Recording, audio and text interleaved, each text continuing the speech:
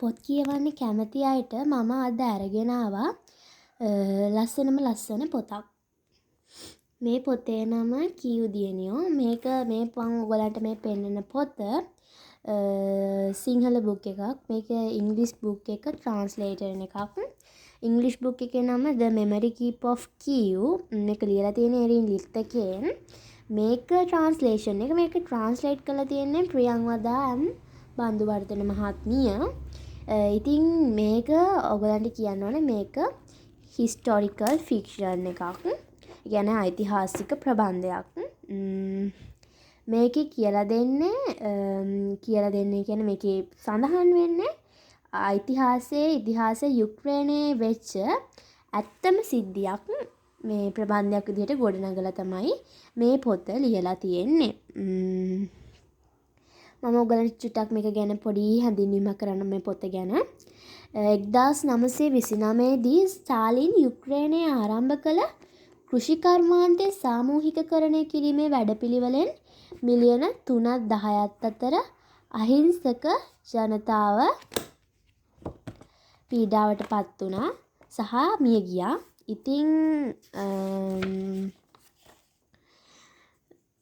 ඒක ගැන තමයි මේ පොතේ සඳහන් වෙන්නේ. ඒ සාගතේ අපි හෙළඩොම කියලා හඳුන්වන්නේ. මේක කතියා කියලා ගැහැණු ළමෙක් වටා තම බැඳිච්ච කතාවක් මේකේ ගොඩක්ම තියෙන්නේ. ඒ ගෑල්ළමගේ පවුලේ අය එතකොට ගම වගේ දේවල් ගැන ඒකේ වෙන දේවල් ඒ සාගතයේ කොහොමද ඇති වෙන්නේ වගේ දේවල් තමයි මේ පොතේ තියෙන්නේ. මේකේ ප්‍රධාන වශයෙන් තියෙන දෙයක් තමයි මේ කතියා කියන ගෑල්ළමා මෙයා යුක්‍රේනයේ ඉඳලා ඇමරිකාවට යනවා.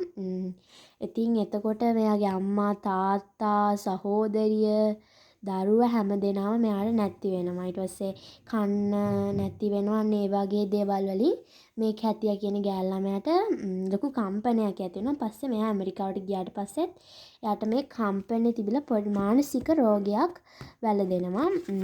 ඉතින් මේකේ එයාට සිද්ධ වෙච්ච කම්පන, එතකොට එයාගේ සහෝදරිය අම්මා තාත්තා දරුවෝ නැති වුණ හැටි, එතකොට මේ සාගතය ඇති වෙච්ච හැටි, එයා ඇමරිකාවට ගිය හැටි, එහෙදී එයා නැති වෙච්ච හැටි, එයා වයසට ගිය හැටි, ඒ වගේ එයා තරුණ ගෑල්ළමෙක් ඉඳන් මහලු කාන්තාවක් වෙනකම්ම මේ පොතේ තියෙනවා.